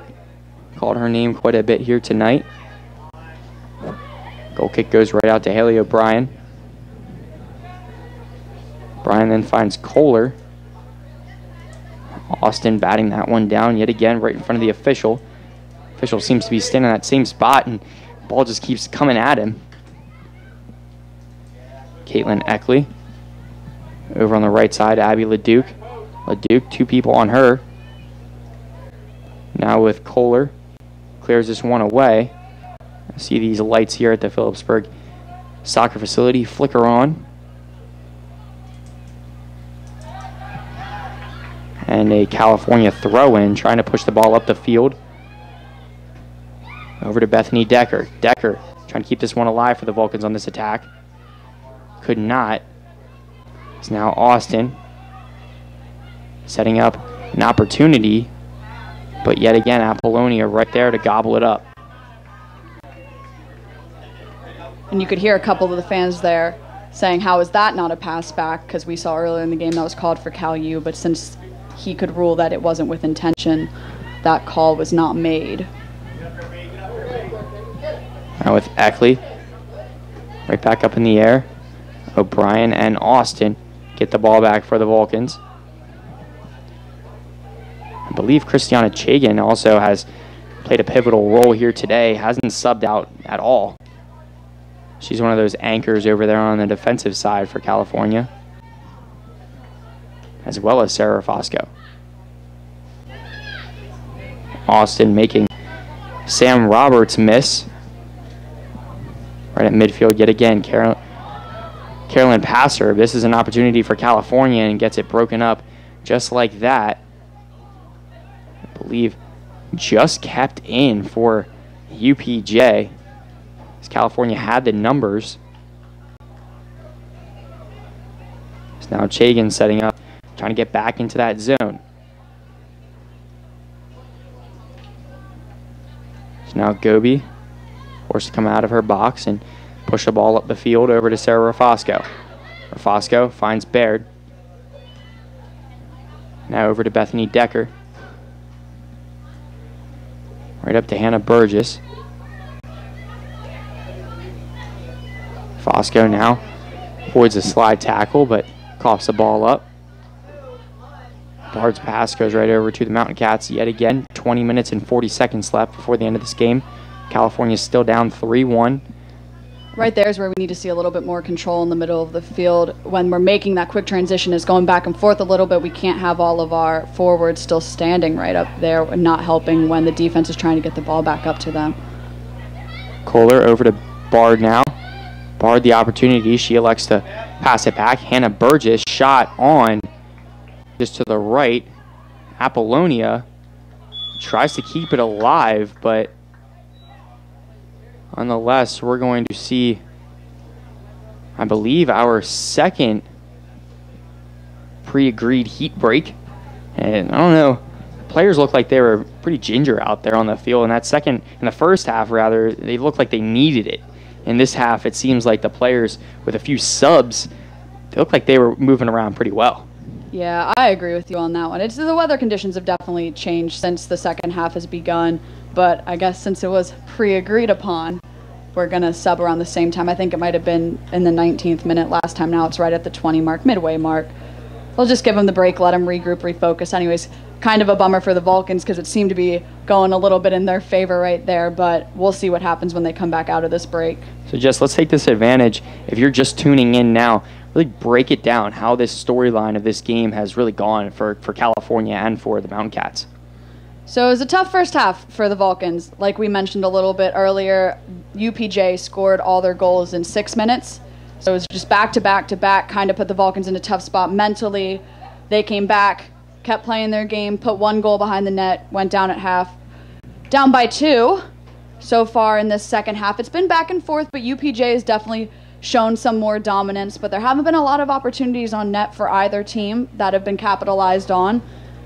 Right now we're seeing a decent amount of substitutions come in. Every time we put a substitution in for both teams, it just shows how beneficial the fresh legs are. So it's been keeping the second half flowing a lot quicker, in my opinion, than we saw the first half moving. I feel like this second half has been moving significantly quicker. It really has, and both teams taking advantage of the counter. It seems like that's also a major storyline. California, some mistakes on defense allowed those 3 goals to go in. But, you really can't hang your head on those. You just have to really work forward. And that's really what we saw out of California, with Riley McGlumphy in at goal. And then every single time she would just, make some adjustments, yell out. And that's also big. You have to communicate out there on the field. Can't hang your head because that's when more mistakes are made, when players trying to get a little bit complacent in their heads and point fingers. You never want to do that out there on the field. And nobody was really pointing fingers. It seemed like everybody was just kind of buckling down, and that allowed them to stay focused to get that last goal. Absolutely, and it's so critical, like you mentioned, for the goalkeeper especially. They're in the position where they see the entire field from where they're at. So as soon as their communication shuts down, you're losing a pivotal position on the field. And obviously, as the goalkeeper, when a goal goes in, everybody immediately wants to point fingers. But the team didn't do that, and they stuck together. And like you said, McGlumphy, who was in during those goals, still kept speaking to everybody on the field to keep that momentum generating for the team, which was good to see. And that third goal, everybody seemed a little bit frustrated, but it wasn't evident out there on the field. It seemed like after, everything was said, they just kept working. They stayed on their lines, and they just made sure that they had that opportunity next to go out and score that goal. Because a team easily, when you get frustrated, you could just shut down and not really want to do anything. You could see people putting their heads down or wanting to walk, and that's not what we saw out of this team. Could be due to Pete Curtis's leadership out there on the field and just, what they practice playing out in the game.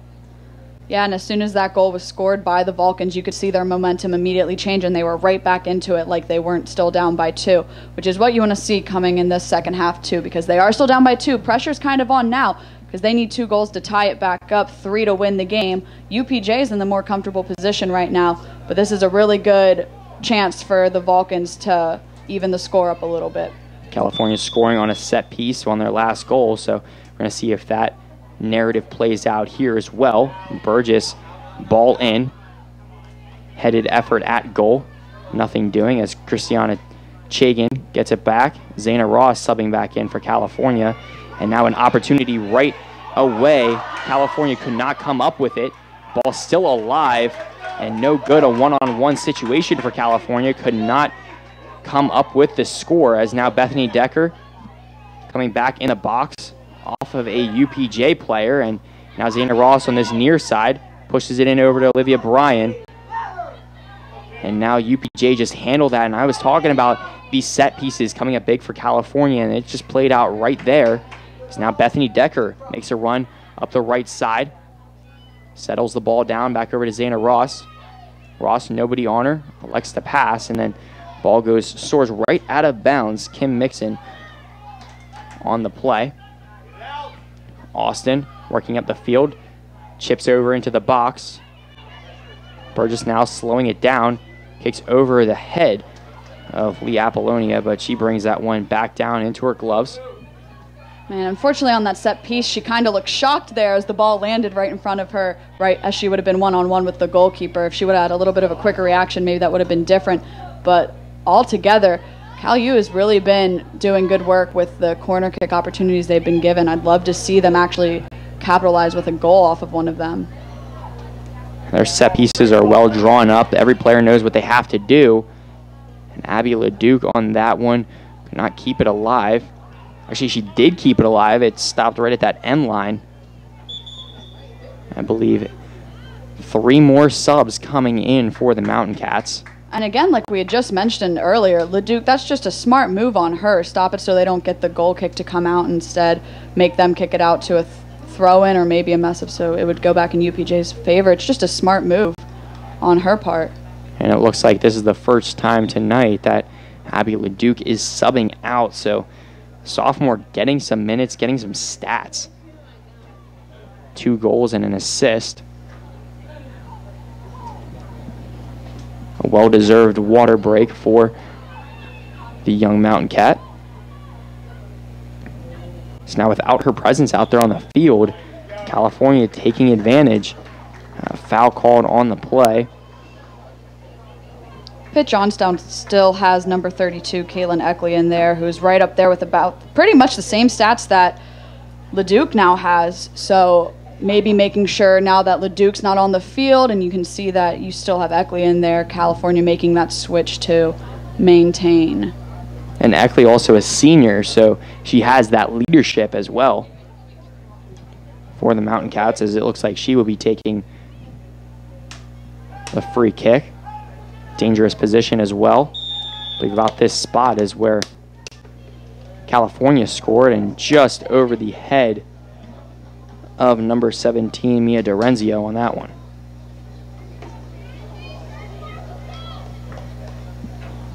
So we're going to see California and Carly Goby get an opportunity to get this ball up the field with 17 minutes left.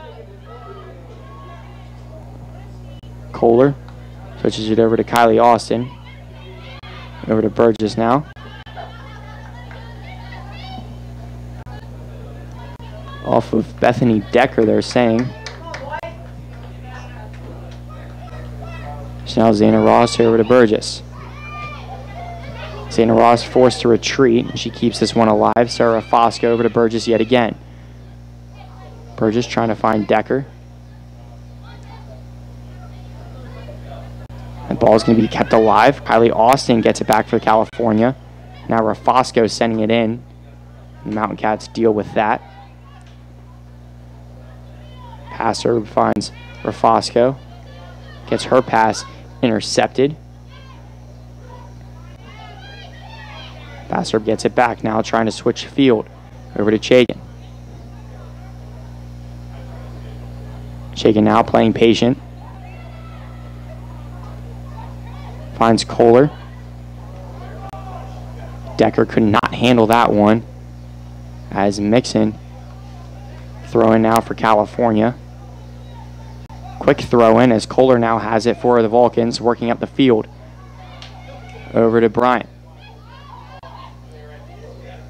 Ball cannot come down, and now Eckley has it one-on-one against Haley O'Brien, and now Eckley opportunity. 2-on-1. Eckley shot on goal. Good save there from Carly Goby.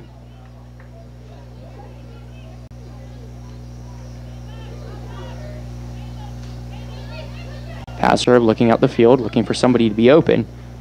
Just out of the reach of Decker. And now California ramping up the pressure on that right side.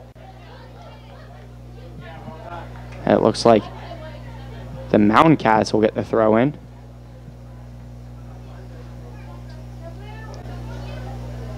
Right there, Sarah Fosco gets the ball back. It's like almost a foul there right in front of us. We can almost see a handball, but no call there. So we're going to see Murray Alexander come in, Danielle Collier coming off.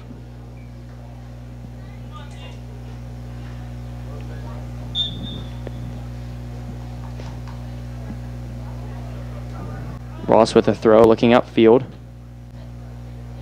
Burgess trying to keep it alive. Pressure ramped up, almost a 2-on-1 there. Trying to get the Mountain Cats drawn into a mistake.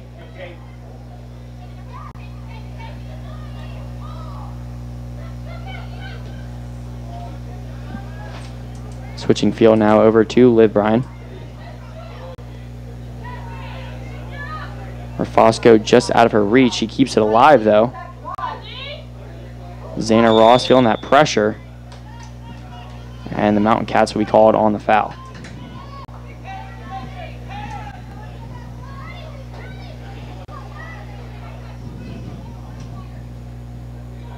Now with Haley O'Brien. Sends this one in. Just out of the reach, and now an opportunity for Eckley. Eckley holds now over to Esser. Esser, that freshman speed. Young legs coming in. Shot off of the head of Haley O'Brien. Esser keeps this one alive for UPJ. Now over, and Sarah Fosco steps up, anticipates that pass. Murray Alexander. All alone with two Mountain Cats on her, forced to push it away.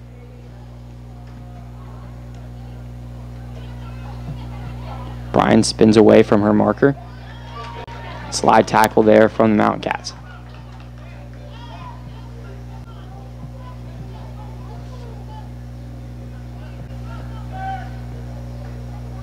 Bryan's throw in favor of California. They keep it alive. Alexander sent in. Apollonia gathers that one yet again, and Jess, she's all over the field getting the ball back for her team. Yeah, she's had a stellar performance all night. I don't really know what tips coach could have for her at the end of this game, but I guess there's always room for improvement. California pressuring her quite a bit here tonight, but it just seems like they're not even able to get any pressure just because of the fact of where her positioning is in the goal box, and she just knows when to step up and knows when to play back.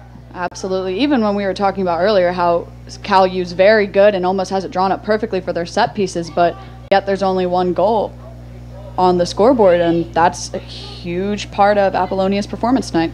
And even when that last opportunity on a corner kick for California, it seemed like Apollonia was patient, although she did make a mistake, and California had two opportunities to put the ball on goal. Apollonia stayed patient and waited for the chance to step up. They're going to see here a chance from UPJ with a chop down there for the Mountain Cats, and then Chagan stepping up and getting in the middle of that play. Alexander, that very aggressive right in the middle of the field, taking on two defenders. coughed up the ball. Unfortunately, did not go in her favor, as we see the clock show 11 minutes and 5 seconds. Yeah, Alexander looked like she might have had a part of her shoe come off. She's been kind of hobbling around since we mentioned her a little bit earlier. Sub in for California, Maya Willing.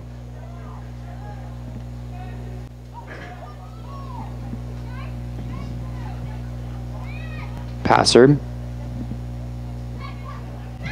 Over now to Rafosco. Rafosco trying to find Decker.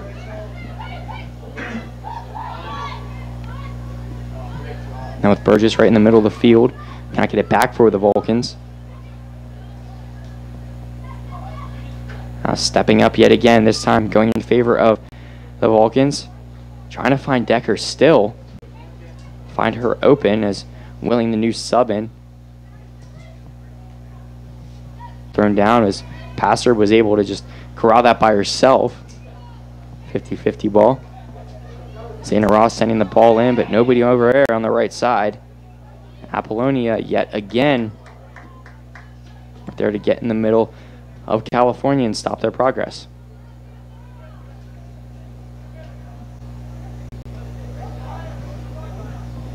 Jumping up, another 50-50 ball doesn't go in California's favor. Still bouncing back and forth. Nobody can gain control of it, as it looks like now UPJ comes up with it. Zayna Ross giving it over to Maya Willing. Gets it right back. Now with under 10 left, 9 minutes and 20 seconds. Alexander trying to push over, and it looks like it won't come up in favor of California as UPJ gets the ball on the throw-in. So now with 9 minutes left, Jess, what do you want to see out of your players if you're a head coach for either of these teams? I just want to see the drive. At this point, all you can do is keep pushing and pushing and pushing and pushing to get that goal. But if you're walking around on the field, you're not really putting that effort forward, you can't expect to come back up. If I was UPJ's coach, I want to see them keep doing what they're doing. Keep connecting passes, keep driving up and down the field. If you get another goal, great. If you don't, okay, because you're up by 2 right now, as long as you're not letting any more in. But if I was the Vulcans coach, I would want to see that drive, because obviously we need at least 2 more goals, if not 3, to be truly happy. So keep doing what we're doing, pushing up, stay on this offensive side of the field, and hopefully something falls into place. It's the biggest part, to show your coach that you want to be out there on the field, especially for a lot of these freshman players, these untested players. He wants to see that there's a drive no matter what the score is out there on the field. Absolutely, and it's safe to say that no one's position is safe. It's still so early in the season. Just from the games that we've seen the different starters that have been there. Nobody's really set yet. So if I was a player, I would always want to be showing 110% that I want to be out there, because I'd want that starting spot. I'd want to be in that game as long as I can be. Even in the preseason games, a lot of what you thought, these projections are not the way that this starting lineup was here today. And even the first 2 games, we saw a few changes in goalie. We saw different changes in the captains not even starting. So it's maybe a little bit of just wanting to play for your spot and don't feel comfortable, because then that's when your play goes down. So maybe head coach Pete Curtis is just trying to not play mind games, but kind of just keep people guessing. In practice is just as important as the game. And it's okay, and sometimes even better, to be uncomfortable, because when you're uncomfortable and you don't know for certain, then you're not getting content and you're not getting stagnant. You always want to work harder. So I support that mentality until you get to a certain part of the schedule where you can't take those chances anymore. Yeah, I feel like this first bulk of the season, you can afford to make those changes, but when people start to make relationships out there, know who you can pass to in certain situations, know who can take the set pieces each time, another ball that goes right off of the head official, almost in favor of California. But like what I was saying, you never know. You can't really play with your team when it comes later on in the season, because then you break up those relationships. People start second-guessing the leadership, and that's definitely not what head coach Pete Curtis wants. Yeah, and I'm absolutely positive that's what he's doing right now, too. Like we mentioned before, there's like 14 freshmen on this team. You've got a completely new team. you gotta figure out who's working well together, who works off of each other's strengths, and like you said, where those connections are. For California here early, though, it seems like there's quite a few players who can make an impact immediately, but that's not to say we haven't seen half of this bench so far.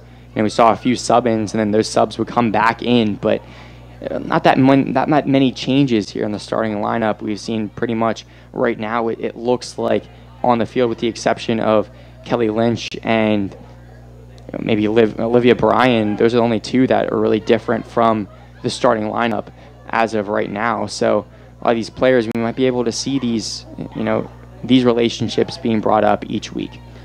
And that's a big perk that comes with an unlimited amount of substitutions. It really does help teams at this still developmental level figure out what their strengths and weaknesses are. We're going to see a turn here from the Mountain Cats with 5 minutes and 11 seconds left. Zana Ross gets the ball back, and California keep this ball. Free kick. It's tough there. Zana holding really strong in the couple rounds. There could have been a dangerous play call a little bit early. She stuck her ground, though, and ends up getting the call for the Vulcans anyways. Now one ball on the field. Actually, two balls, excuse me, on the field. So take this free kick yet again.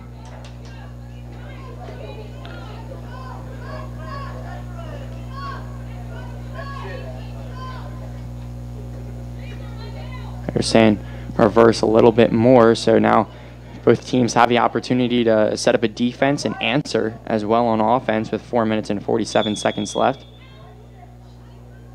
O'Brien takes this one, sends it in. Jumping up 3 Mountain Cat players before even a California Vulcan was present. That's what I'm talking about right there, is when I'm sitting there as a coach, I want to see someone that's going to drive in there. Like we said, there's 4.5 minutes left. We're down by 2. You got to go in there, give it all you got, see what you can shake up in there. Oh, nutmeg right there from Bethany Decker, trying to find Zana Ross, and just stepping up yet again is Lee Apollonia.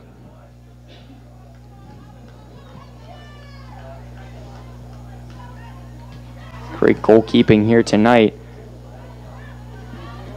stopping these efforts. And now with 4 minutes left, California just trying to get one more offensive rush, show what they're made of out here, as down still 3-1. Olivia Bryan just out of the reach. Be a missed touch on that one. Passer trying to jump in front of these passing lanes. Mountain Cats going right around him. Kim Mixon now with a ball on her foot over to Abby LeDuc. LeDuc with Kelly Lynch on her. Excuse me, Haley O'Brien. Trying to send the ball in. Fosco jumps in front of the pass yet again. Now with 3:15 left. Bethany Decker tries to give it over to Maya Willing. Miscommunication as ball just goes right back to the Mountain Cats. And in a situation like that, you want to see your players push the ball up the field. Zana Ross tries to find Willing yet again. Now pushing over in the middle of the field. There's something like that, you really want to see your team stick together and keep pushing through, kind of like Zana stuck there with the ball. Kind of saw a little bit of frustration come out there on the team by a couple of the players, because obviously that was a big opportunity that was kind of missed. 2 minutes. Lynch now pushes in over to Willing, backing her defender down. 2 minutes and 27 seconds left now. Bryan playing aggressive. Over to Lynch. Lynch a little bit off balance on that one as she received the pass. LeDuc has it. Patient. Working against 2 defenders for California. We're seeing a lot of aggressive play here from Zana Ross. Seems like one of those players out for California who wants to be out there. And you know, she sat out for a considerable amount of time earlier in this match, but when she's in the game, we've been mentioning her name quite a bit, so it just makes you wonder if she needed that break or what was going on there. Kelly Lynch now trying to pass the ball in. Xana Ross trying to stay on side. Lynch jumping in. Mountain Cats surrendering the ball. Now with 1:30 seconds left now.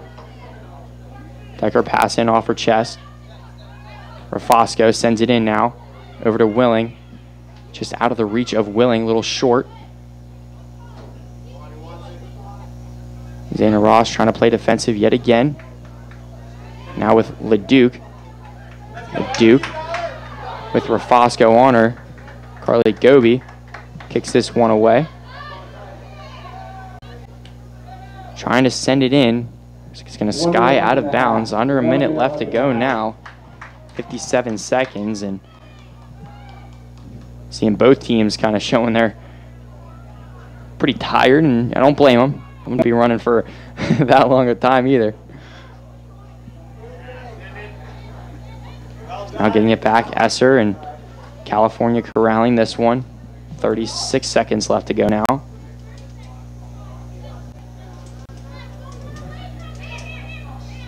Draw this one out. Passer.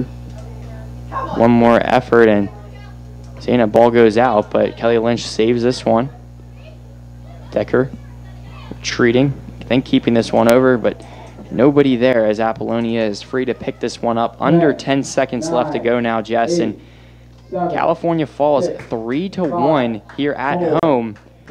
First PSAC contest, and against a UPJ team, came out strong as they scored 3 goals in 6+ minutes. But anything else to say, Jess? It's a very solid performance by the away team here tonight. Their coach should be happy with them. Unfortunately, the Vulcans here at home were unable to pull out a win tonight, but you take it with what it is now. We've got another match coming up on the 8th, and that's all you got to focus on now. Can't do anything about this game now. It's all how you're going to go into that next match. And that's at league-leading Bloomsburg as they take on Millersville. They took on Millersville here tonight at 7 p.m., so stay tuned for that one to find out the results. But that's all we have from here in California, PA, as California falls 3-1. Thanks for watching. Thank you to everybody on the crew. That's how this contest will end here from the Phillipsburg Athletic Complex.